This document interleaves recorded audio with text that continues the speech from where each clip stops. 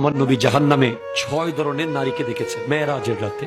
আমার নবীজি এসে প্রচন্ড কান্না করেছেন হযরতে ফাতেমাতুজ জাহরার ঘরে। বলে ইয়া রাসূলুল্লাহ, আপনি এত কান্না করেন কেন? বলে আমি 6 ধরনের নারী জাহান্নামে দেখেছি। একটা হলো যাদের চুলের মধ্যে লটকিয়ে রাখা হয়েছে, নাউজুবিল্লাহ।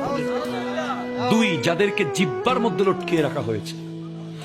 3, যাদেরকে হাত পা বেঁধে সাপ আর বিচ্ছু ছেড়ে দেওয়া হয়েছে।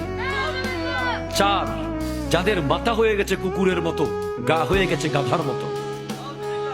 5, যাদেরকে নিজের বুকের দুধ তথা স্তনের মধ্যে লটকিয়ে রাখা হয়েছে। 6, যাদের মুখ দিয়ে আর শরীরের বিভিন্ন অঙ্গ দিয়ে আগুন বের হচ্ছে। জিজ্ঞেস করা হলো এরা কেমনে কেমনে শাস্তিগুলো কেন পাচ্ছে? যাদের মাথার চুলে লটকিয়ে রাখা হয়েছে তারা হলো ওই নারী যারা পর পুরুষকে চুল দেখায়। আপনাদের সমাজে নাই? আপনি স্বামী হিসেবে তাকে কন্ট্রোল করার দরকার আছে না নাই?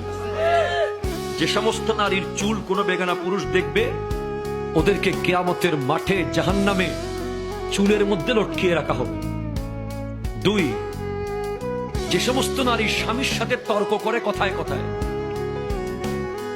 বাক বিতান্ডে জড়িয়ে যায়, কথায় কথায় জবাব দেয়, স্বামীর মনে আঘাত দেয়, তাদের জিহ্বার মধ্যে লটকিয়ে রাখা হবে।